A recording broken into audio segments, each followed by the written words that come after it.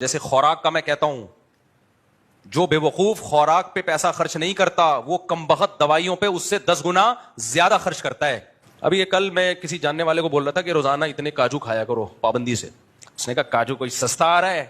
میں نے کہا میں یہ نہیں کہہ رہا کہ بیلچے سے اٹھا کے کھایا کرو. 7 دانے پہ کتنا خرچہ آئے گا؟ 7-8 دانے روزانہ چبا کے کھا لے. اس سے زیادہ تو میں نے کہا تم یہ بیلنس میں اور جو نیٹ استعمال کر رہے ہو اس سے 20 گنا زیادہ خرچ کر رہے ہو تم اس پہ. تمہیں کہیں کام ہوتا نہیں، بائک پہ پیٹرول ڈال کے جا رہے ہوتے ہیں نا، وہاں جا رہے ہیں ادھر جا رہے ہیں، آڑے ترچے وہ گھوم رہے ہیں اور کتنے پیسے اڑا دیں اس میں. ٹھیک ہے کاجو بہت مہنگا ہے لیکن 7-8 دانوں کو اگر ڈیوائڈ کر کے دیکھو تو پھر کتنا آ رہا ہے اس میں خرچہ. کاجو کھا رہا ہوتا تو یہ کھوپڑی صحیح استعمال ہو رہی ہوتی اور اس طرح کی الٹی باتیں نہیں کر رہا ہوتا.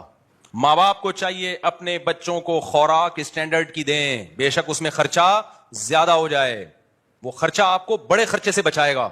میں جب لاہور گیا ایک ہاسپٹل تھا فری علاج کرتا ہے نا غریبوں کا، تو ڈائلسس کے پیشنٹ میں نے وہاں دیکھے، کینسر کے پیشنٹ دیکھے جن کا علاج ہو رہا ہے. وہ آپ ہسپتال جاؤ اور مریضوں کی حالت دیکھو، آدمی ہل جاتا ہے اندر سے. صحت کتنی بڑی نعمت.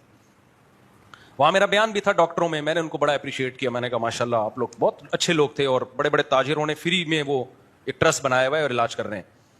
میں نے کہا مجھے ایک بات بتاؤ، اتنا کروڑوں روپے آپ کا خرچ ہو رہا ہے ڈیلی ان کے علاج پہ، اس سے بہتر یہ نہیں ہے؟ ہمارا مقصد تو انسانیت کی خدمت ہے نا، یا ہسپتال دکھا کے چندہ لینا ہے؟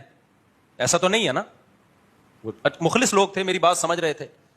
میں نے کہا آپ یہ کیوں نہیں کر لیتے؟ یہ جتنے غریب یہاں جو ڈائلسس کے پیشنٹ ہیں، کینسر کے پیشنٹ ہیں، شوگر کے پیشنٹ ہیں، آپ ان غریب علاقوں میں جا کے ایسے پروگرام کیوں نہیں کرتے کہ ان کو ایسی تدبیریں بتائی جائیں کہ گردوں کے مریض بنے ہی نہیں. وہ کچھ بیماریاں کامن ہیں نا، ڈاکٹر کہتے ہیں اگر 8-10 سال پہلے آپ ان کی پلاننگ کر لیں تو آپ کو بیماری قریب بھی آپ کے نہیں گزرے گی. ہارٹ پیشنٹ بھی پڑے ہوئے تھے.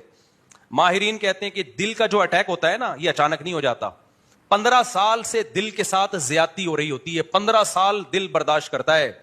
لائف اسٹائل غلط خوراکیں کھا کے دل کا بیڑا غرق کر دی. 15 سال کے بعد جا کے دل آڑا ترشا ہوتا ہے اور اٹیک کا ذریعہ بنتا ہے. تو بہتر نہیں ہے 15 سال پہلے ہی ان کو بتا دیا جائے بھائی یہ خوراکیں مت کھاؤ، یہ لائف اسٹائل مت اختیار کرو، اور پھر ان کو ویڈیوز دکھائی جائیں کہ دیکھو یہ پھوڑتا تھا پراٹھے اور ورزش نہیں کرتا تھا، یہ دیکھو یہ کیسے پڑا ہوا ہے ہسپتال میں، اس کی حالت دیکھو. جب آپ ویڈیوز دکھاتے ہیں نا انسان کو بڑی برت ہوتی ہے.